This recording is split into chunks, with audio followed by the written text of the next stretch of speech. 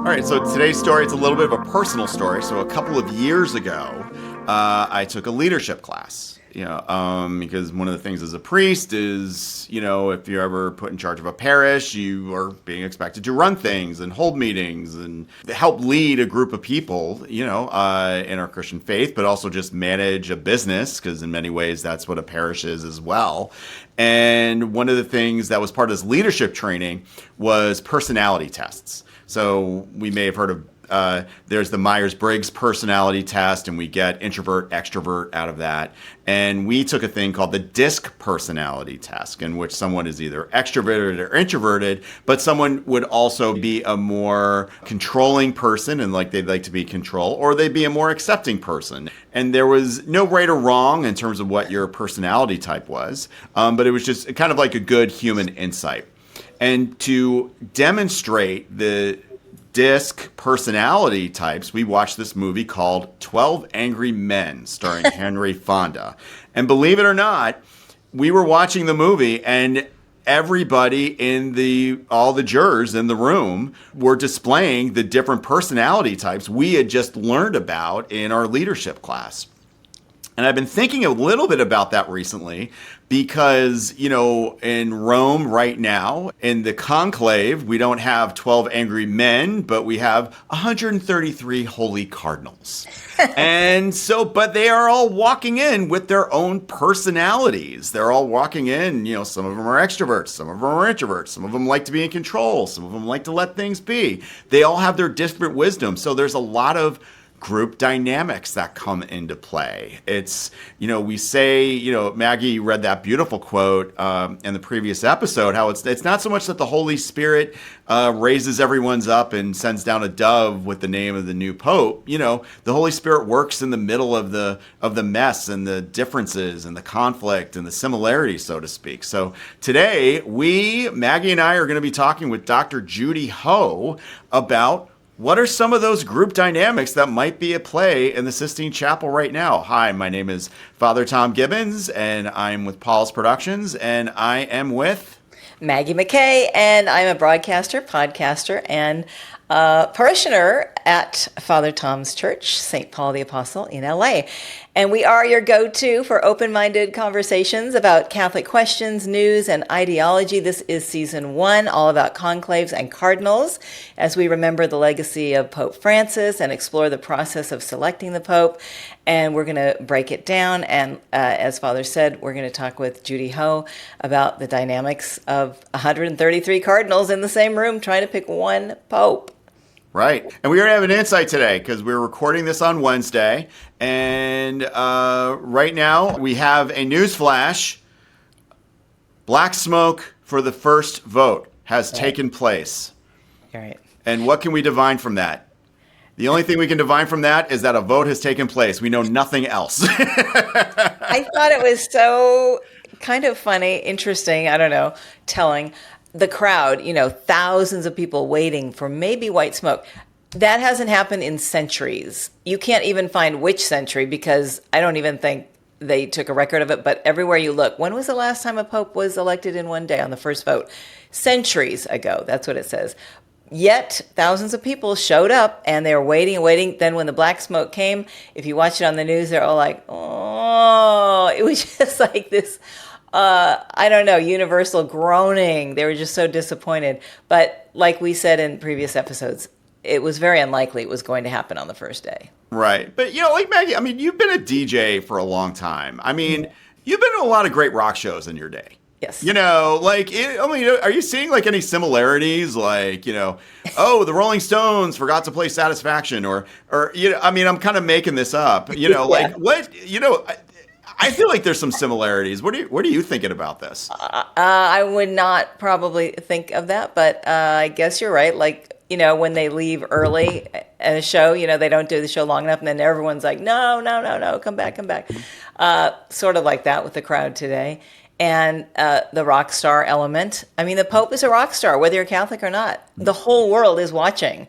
So, no matter whether you're Catholic or Muslim or Jewish, whatever faith, atheist, people care and they're watching. Yeah.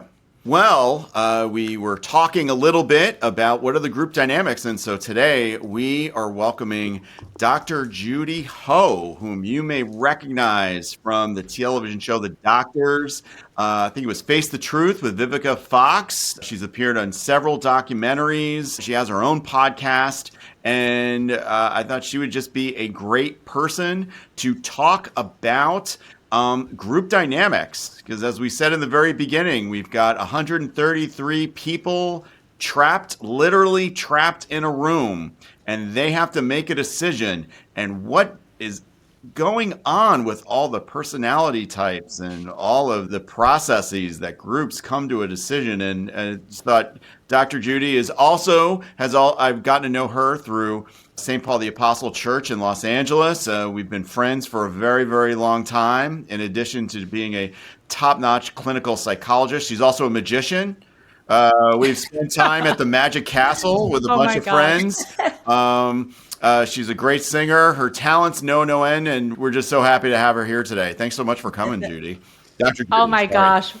Well, what a lovely introduction. So great to see you, Father Tom. And hi, Maggie. Nice to meet you. I'm so excited to talk about this. And obviously, I'm very personally invested in this this decision-making process. And it is probably, arguably, if you are Catholic or even sometimes when you're not, one of the biggest decisions that you will ever get to hear about or be a part of in your life, really. I mean, it only happens probably a few times in one's life where this is on the table. So you work with juries a lot, and this is kind of the same thing as Father mentioned. They're, stuck together, all these different personalities. What do you think is going on right now as we speak with all those different personalities in one room? 133. That is just, there's just no way you're going to hear all 133 voices, of course, right? There's going to be a few people who are ready to speak up right away. They're generally the ones who are more assertive in terms of group communication, and they may at the outset already start to try to sway some of the decision making or try to organize the group. And then there are people who I think they just sit back and they wait. And they don't really say anything until they have something really profound to say. And I know that you guys were just mentioning group dynamics and personality types.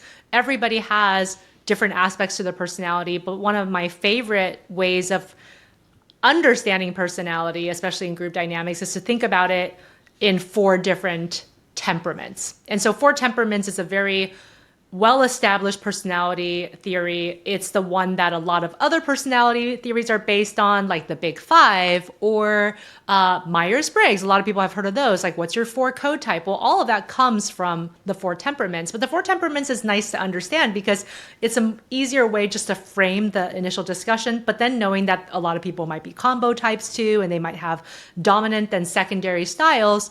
But I renamed them so that they are animal types, so that they're a little bit easier even to understand viscerally. So the panther is the type of person who would just right away get down to business. They're very good and persuasive speakers.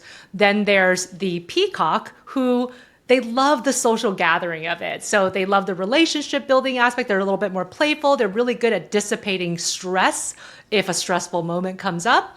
Then there's the dolphin, which is the helper. It's the person who's trying to counsel everybody, trying to be the peacemaker. When they see the conflict, they try to help solve that problem. And then there's the owl. That's the one that I alluded to, where they love the analytic details, but they may not speak openly, especially if it's just an open-ended question, until they're asked something very specific or when they feel like they have something really poignant to share and they want to make that point very clear. So they speak rarely, but when they do, people listen because it's a rare moment. Well, I think that brings up a good question. As I tend to be more of an extroverted person, so people usually hear what's on my mind in a fairly quick manner. But I know that it's so important to give people who may be to have people who are more introverted. And the dolphin and the owl, using your analogies, like. What are some things people can do to create space? Because I know sometimes it's like the louder people can almost like dominate the conversation. How are we becoming more sensitive about the importance of letting those who are maybe less loud naturally tapping into that wisdom? Definitely. And I think that if you're aware of that and you're thinking about that, you're thinking about different ways for people to contribute and participate. As you mentioned, Father Tom, I mean, you're an amazing speaker. I always love your homilies. And so you are a natural communicator in terms of verbal communication and being able to speak up more often and in a more direct way, in a persuasive way. Not everybody who would even define themselves as extroverts can definitely do that. So that's really kind of a different nuance of your personality. There are other people who they have lots of opinions, but they don't want to raise their hand and they don't want to say it in a group environment. They might be more willing to talk about it if it was a smaller group. So if they were breaking up into like little focus groups with the 133 and kind of everybody kind of pairing off, or maybe doing a group of 3 to 4, they're more likely to share their opinions in those spaces, right? They're also more likely to maybe share their opinion in a written way if there's some type of written feedback process. And so I think if you know that there's these different ways that people want to express their opinions and to share ideas, we have to allow space for that. So one of the things that I actually teach my classes is this interesting technique where you actually bring in one person at a time to the conversation so that the groupthink doesn't develop. So basically, this exercise would be designed to be done in a group of 4. And first, group members 1 and 2, they meet and they talk about the issue. They maybe brainstorm some ideas. Then 10 minutes later, they bring group member number 3 in, and they come in, and instead of the first 2 people saying, here's what we talked about and here's what we think, the person who comes in that is new speaks first and says, here, I've read about this issue. I've kind of looked at the notes outside, and now that I'm here, here are some of my ideas, right? And then they can have a group discussion after the first 2 people hear out the third person's idea. And then finally, you bring in the last member, but similarly, they get to speak first. And so that tends to at least dismantle groupthink a little bit, right? Because it's not like, hey, we got this great idea, right? I mean, how many times has that happened to us where we enter a room and someone's like, we know what we're going to go do for dinner. And all of a sudden you're going to dinner at your least favorite place. Right. Because everybody's already agreed before you got there. Right. So it makes it harder to fight a quote unquote majority voice if it's already established. Right.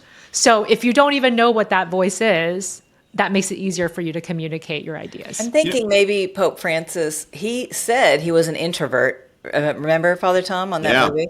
Which surprised me because, you know, when you see him in footage, he's like, one of our guests said, he's always kissing babies and he's so personable. You would think he's an extrovert, but I'm wondering if he was kind of like the owl category that you were talking about, Judy. Mm-hmm.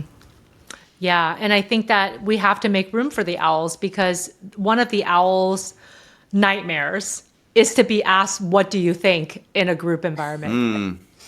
I mean, that general question of like, tell me your thoughts or tell me your feelings.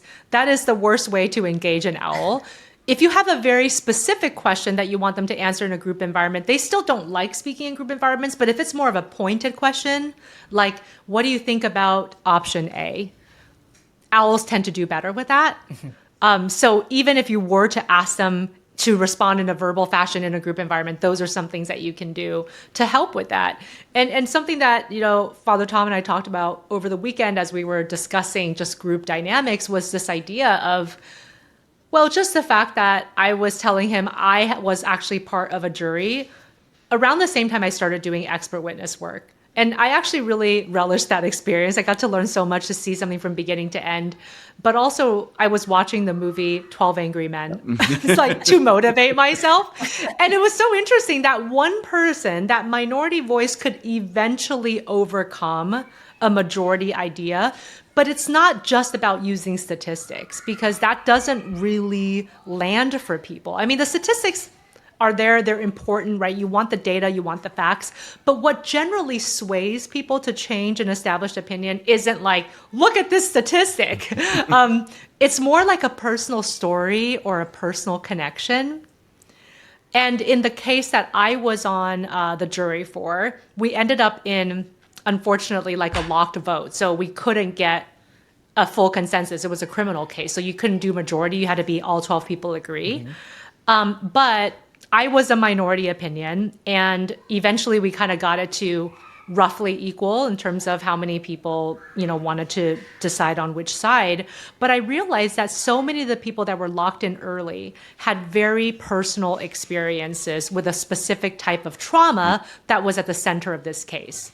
So they almost didn't even listen to the testimonies. They were basically like, but that guy needs to pay because somebody like that did something to my daughter, or like this happened to me.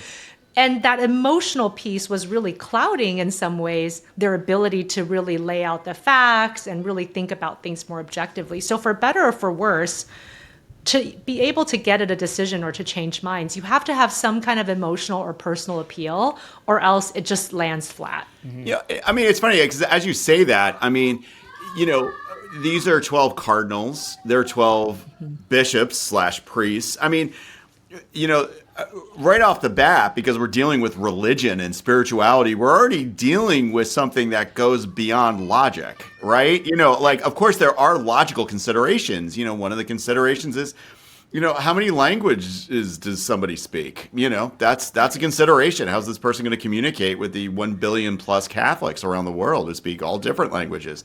Is this person good with money? There's concerns about how well are the Vatican finances being handled? And does someone know how to do that? Does someone not know how to do that?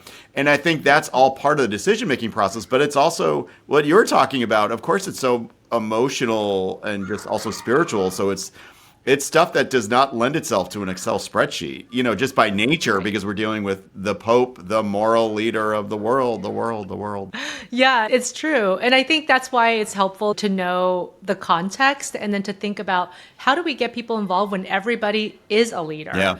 Everybody has obviously great skill sets, very important opinions. And of course, there's also the moral aspect of it, right? So everybody feels like they're very tied to their perspective, their way of doing things, and that it is really like a higher calling for them. That makes it even harder to change minds, right? Because this is not just like, okay, whatever, I hate this restaurant, but we can go for today. It's just food. It's just one dinner. Right. I mean, this is, I can't let go of what I believe is part of my integrity, right?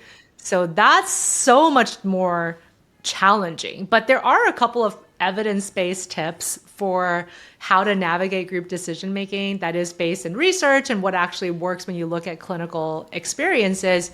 So first is, if you think you might have a dissenting view, find some way to express it early. If you know that you have an unpopular opinion, it's better if you say it first. And if you say it at the end when everyone's like, yeah, this is great, like this is awesome. Like, first of all, it'll never get heard and no one will pay attention to it. But secondly, if you speak early when you think you might have a dissenting view, it allows other people who might have dissenting views, whether it's your view or another one, to also speak up, and it just creates an open forum, right?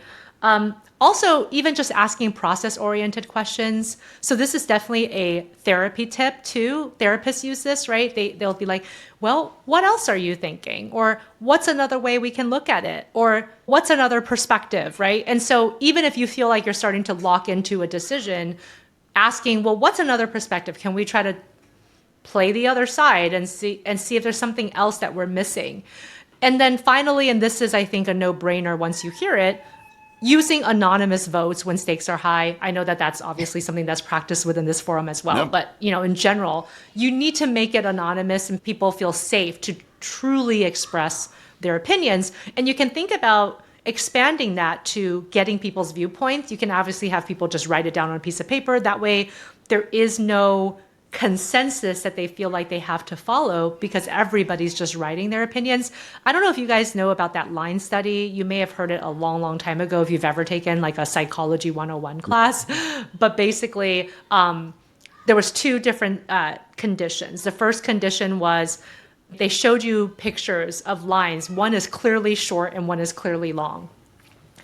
Everybody was being paid by the researcher to basically be an actor except the real research participant. So they'll come in and they sit at the end and everybody answers before they do verbally. So they'll say which line is longer and which one is shorter. And so at one point, all of the people ahead of you who are all actors are saying that the shorter line is longer. By the time they get to the actual participant, 99% of them are like, yeah, that one is longer. But if we do this differently and everyone's just writing down their answers, of course, that like 0% happens. Yeah. They of course always write that the shorter line is the short one and the longer line is the long one. But that's just is so fascinating about groupthink, right? I mean, sometimes it's too hard to fight against it if it feels so established. But, I think you're bringing up a good point, because I think one of the questions we've gotten is, when the Cardinals do vote, why is it a secret vote? Why do they write the paper? And then why are the ballots burned? Yeah. Because it's not only, that they just write in secret, but it's just like they write the name down and then it goes. So like no one's counting afterwards. Well, I recognize this Cardinal's handwriting and I can't believe he voted for that person or whatever. So I think it's interesting just to kind of see how the conclave over the years, centuries of almost have been like weaving in the understanding of some of these dynamics in order to get the best decision going forward. Absolutely. And I think that you also have to think about some of these other contextual factors that will also affect better executive functions and better decision making, especially as they're sequestered for longer and longer, like barred from external communication. Like none of this is natural. And at some point, there will be some subconscious processes at play where you might do something a little bit more impulsive because you've been in this environment for so long. Sometimes you just feel this immense pressure. And then it's hard. Like, is this my calling? Is this God speaking to me? Or is it like my own internal monologue? Mm-hmm. Like, I need to get out and see some other people. I can't be here anymore. And sometimes you can't tell once you're in kind of a high pressure psychological environment for too long. Nobody can exercise their best thinking. So I always wonder like how they deal with that, especially the longer this discussion goes on for. Is there a way that they actually practice self-care, take a break in some way so that they can really come back with their executive functions ready to fire? Because all of us are prone to it. I mean, we're made to be flawed. Like all humans are flawed in the same way. And I think God knows that, So I'm like, how do they deal with that when it's like day 13? That's probably why. Same seat. You know what I mean? So anyway, I do wonder about that. That's probably why the average conclave takes 2 or 3 days, right? In the last 10 years, or the last 10 conclaves, they say the average is like 2 or 3 years. Dr. Judy, what do you think if you could only give advice and say the most important thing a cardinal could do while they're giving their talk or saying who they are with, the 132 other people, what should they do? Like to, I guess, convince the other people or just to get their point across of who they are? What should they do? How should they come across? Yeah. I mean, I guess, for me, I feel like this is a super high stakes situation where even if you have some of your own internal fears or discomforts, it's extremely important that you find some way to speak up and make sure that your voice is heard, even if it feels unnatural for you. And so, as I'm reflecting on your question, it's like, how do we get people to do something that might feel unnatural for them, that might feel nerve-wracking? And it's like, well, you have to tap into your values. Remember why it's so important to speak up in this environment. Remember why it's crucial that your voice is heard, that there's a reason why you're at the table in this room. And making sure that you're contributing in a way that is going to influence the whole world, right? I mean, so really, again, focusing on the values part of it that will help you to overcome any fears or any concerns about dissension or what my relationship might be like with this other person if I basically show that I don't agree with his opinion, which he's totally locked into. I always find that when we have to do something difficult, really reminding yourself of like the true value of it and why you're doing it and how it aligns with your top values. Like if one of your top values is integrity, for example, which I would hope is one of the top values of most people in this room, then it's like, it's the right thing to do. Like I have to make myself known. It's the right thing to do.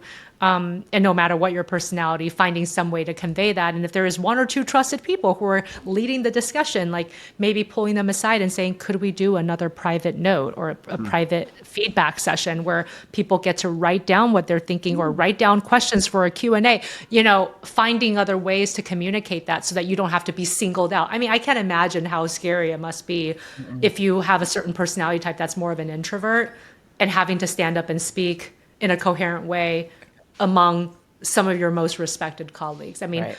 I find it a lot harder to speak in front of colleagues than I do to people who are like younger, not as experienced. like it's scarier to talk to people who are my peers, other psychologists, for example. Right. That is very scary for me because I'm thinking the whole time they can check me. Like they know that I'm not up to date on this research study, So I feel like it's a little bit of that they have to learn to overcome. Yeah. No, we had Sister Bernadette Reese on a couple of episodes ago on the podcast, and her and I were on a news segment together, and I was just thinking to myself, oh man, I don't want to be on with Sister Bernadette because she knows way more than I do. Right? Yeah. I thought it was good. You did a great job. Oh, thank you. No, but seriously, I was just like, oh, it's going to be pretty obvious who knows their stuff and who doesn't know their stuff. You're like, there's no hiding now. No. Yeah, exactly. It's so true. Great. So do you have any thoughts or hopes on the new Pope, who you'd like to see or what qualities you'd like to see or? Yeah. I mean, honestly, I'm just praying that, whoever is going to be the best for the position, obviously will rise to the occasion and they will be the one that's chosen. But I think mostly I've been thinking a lot about how the Catholic Church can attract and retain the younger generation. So I think it's whoever the Pope is, I hope that they have a great vision for that. Yeah. Because just with everything that's been going on, political discussions, I just feel like there's so much that we can do to motivate younger generations to look into Catholicism, find the contemporary relevance, and understanding why it is still so crucial to their healthy spiritual and life development. And also just the misunderstandings that oftentimes people have even about the Catholic Church. Like, for example, that if you're Catholic, then you can't be progressive, in any way. Like, that just doesn't make sense, but it's like a very strong idea I've been seeing from the younger generation that I'm hoping that we can do some myth busting with the new Pope. Yeah. So I don't have a player that I'm rooting for. Although I would say I hope that they get to accomplish those goals. That would be some of my personal goals. I think what you just kind of introduced another thought that one of the questions that I think we've gotten is, why is the Pope, a Pope, important? Why is religion important? And, I think you were just talking about, can you unpack that a little bit more? Why is faith important in our world, especially coming from you, a scientist and a psychologist, and usually there's this kind of belief that it's it's either one or the other. How do you see that being helpful, whatever your religious tradition is, and how your Catholic faith has been particularly for you? Well, faith is important for so many reasons, but I think the main reason that I think is crucial is that it gives you hope. And without hope, I think humans die. I mean, there's research that suggests that if people don't believe that their life could be better, right, then they fall into depression. If people don't believe that they could maybe improve from a medical illness, then they end up succumbing to that medical illness. Obviously, it's not always a one-to-one. There has to be other factors as well. But hope is a very, very big one for people to learn to thrive and to make the most of their life. And so I think hope is just so essential to the human condition. And oftentimes when people don't have faith or aren't tethered to a belief system, they have a very hard time feeling hopeful, especially when they're stressed or in a very big life crisis. And at the same time, everyone's going to go through those life crises because that is the human experience. And so I think that hope really helps you to be resilient and to believe that there's something better in the future. And that is what causes us to thrive as a species and as individuals. And that is the most important reason, I think, for people to look into that and to understand why it's important. And it's certainly one of the most important reasons that I've realized as well in my own faith journey. Oh, that's great. Thank you so much. This has been great to have you on. And I'm sure you're busy. Thank you. Oh, I'm coming to you in my afternoon break, and I so appreciate you guys squeezing me in. And both of you guys have such lovely setups. You guys are pros, so it's a lot of fun. Do a little promo for you've got a podcast too, so we need to share the wealth. What's your podcast, Dr. Judy? Thanks. It's called Mental Health Bites. It's like a 10-minute, easily digestible podcast for our attention challenged society. I'm sorry, were you saying something? I blanked out. I'm sorry. Exactly. See, that's what I mean. It might need to be a 10-second podcast, but right now it's 10 minutes and it's 3 parts. I talk about a timely topic related to psychology, answer a listener's burning question, and then give a practical tip to improve your mental health and productivity at the end. So that's basically a little 10-minute thing I do weekly. So you can find everything about that as well as my newsletter on my website at drjudyho.com. And this is Mental Health Awareness Month, isn't it, May? Yeah, it's an important month for us. I bet. So, yeah, thank you so much. Thank It was you so so great much. talking to Thank you you. both. It was so much fun. All right, take care. God bless. You too. Thank God you. bless. Well, it's funny when Dr. Judy was talking about being self-conscious when you're and doing something with some people who are smarter than you, then I was just like, whoa, Dr. Judy's totally intimidating me right now. Same here. Whenever I talk to her, because I was an undergrad in psychology at Loyola Maryland in Baltimore. Go Greyhounds! Whenever I talk to her about psychology, I'm always very, look, I know just enough to get myself into trouble. So I know, you're being humble. Yes, I have to be humble because she's just such great insights. She was great. Absolutely. She gave us a lot of good things to think about. We're going to be a little emotionally needy now. Like and subscribe. Please like us. Please. We want your attention. And share. Share. Yes. We're going. At Candid Catholics. That's a mouthful, isn't it? Yeah. So it's youtube.com/@Candid Catholics, plural. Candid Catholics. Or wherever you get your podcast. Absolutely. So Apple, Spotify, all that great stuff. All right. Take care, everybody. God bless.